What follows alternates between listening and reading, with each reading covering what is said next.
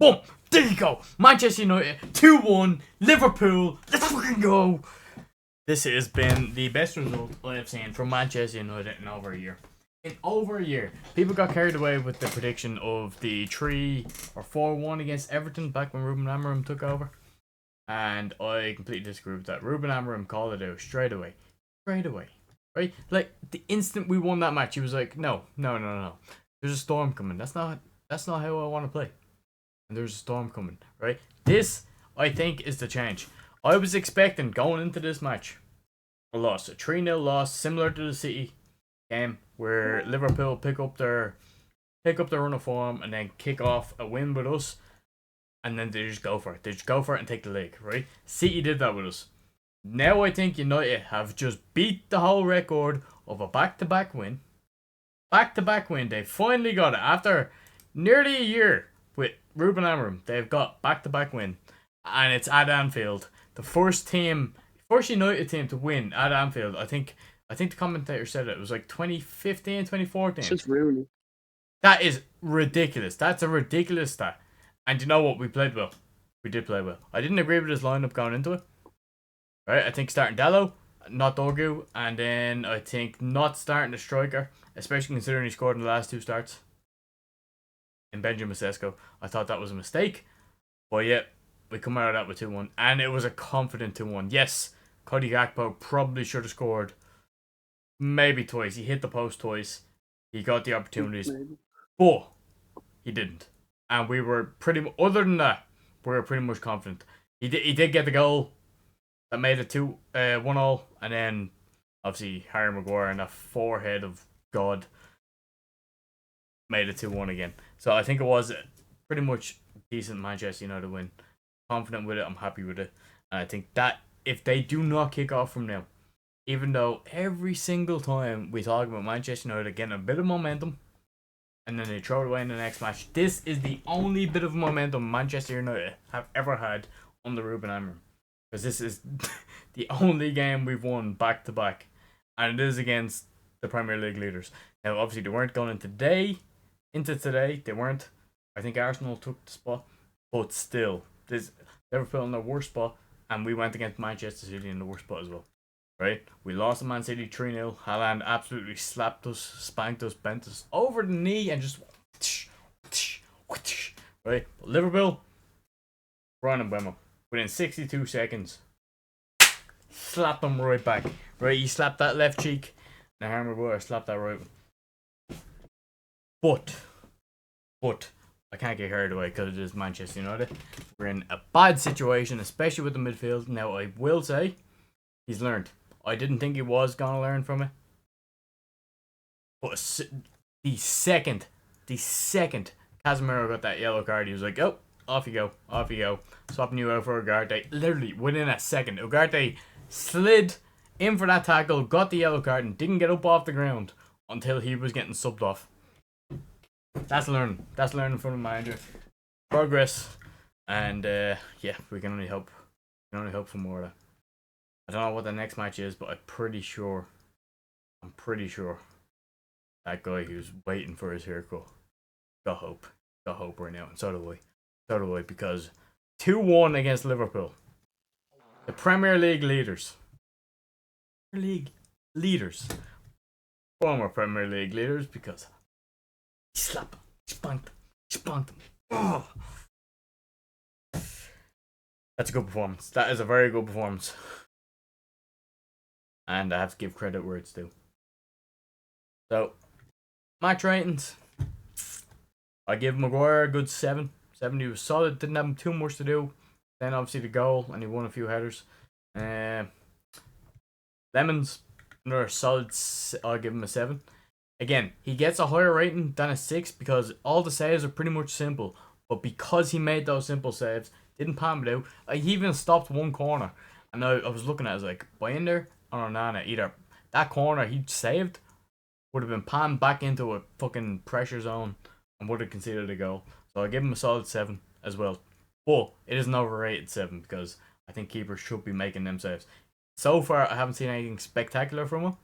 But he's doing the basics and he's doing them well. And I understand why. Right? So, Kenny Lemons, I'll give him a 7. Harry Maguire, I'll give him a 7. Luke Shaw, 6.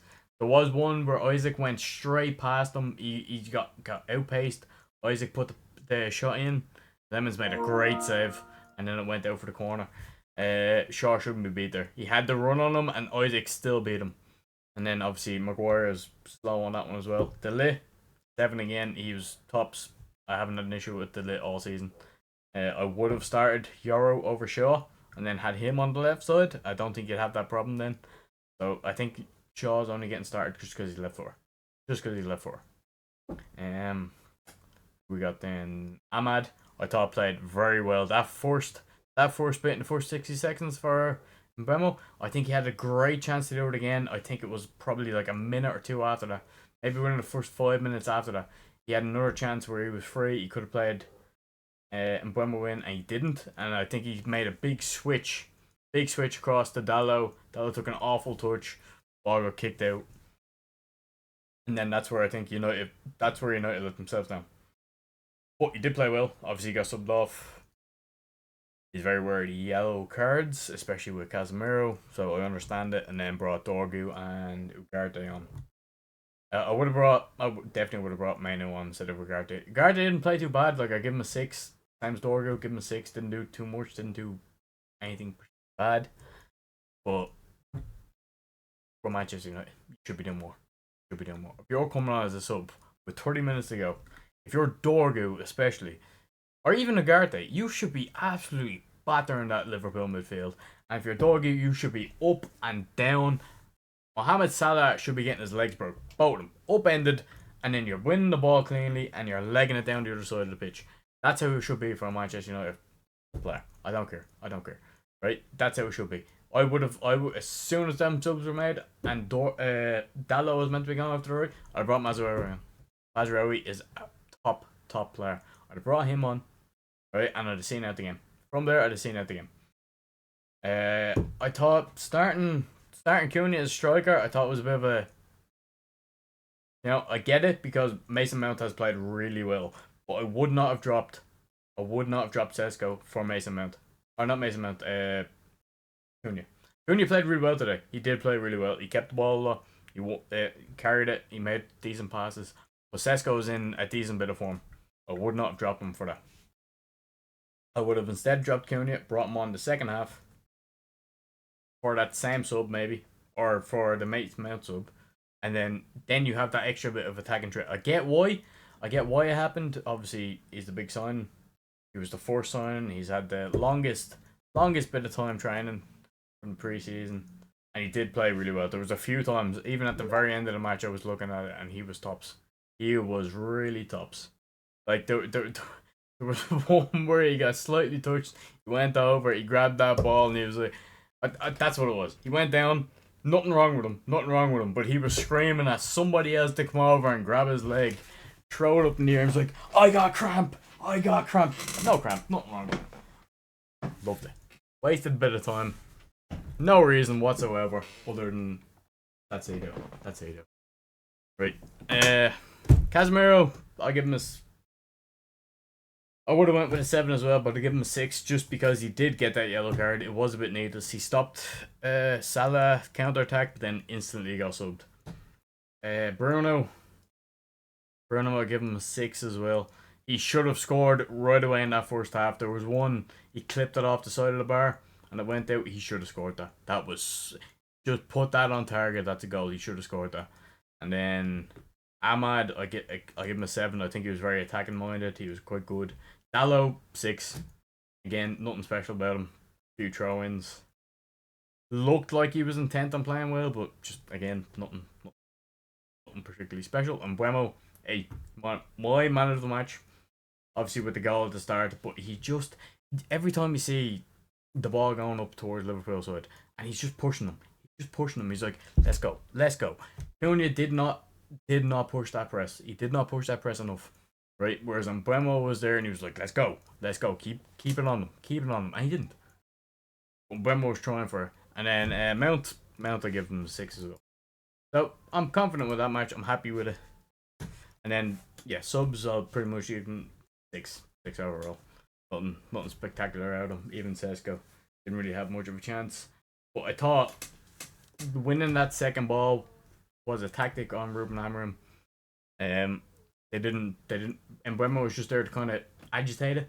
Whereas that second ball was picked up by Casemiro, Cunha, and Bruno every single time, and that was one of the reasons we led to that first goal in the 60 seconds. So I have to give him credit where it's due. I give Ruben Amorim an 8 out of 10. Right? An 8 out of 10. Give Ruben Amorim an 8 out of 10. Priv, you followed, so why have you just refollowed? What's going on? Right? But Ruben Amorim, 8 out of 10. I think that's probably one of his best managerial decisions there. Surprisingly, I didn't think it was going to go that well.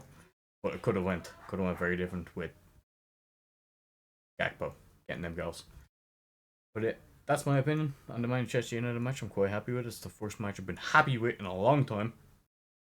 And yeah, get into this whole skate.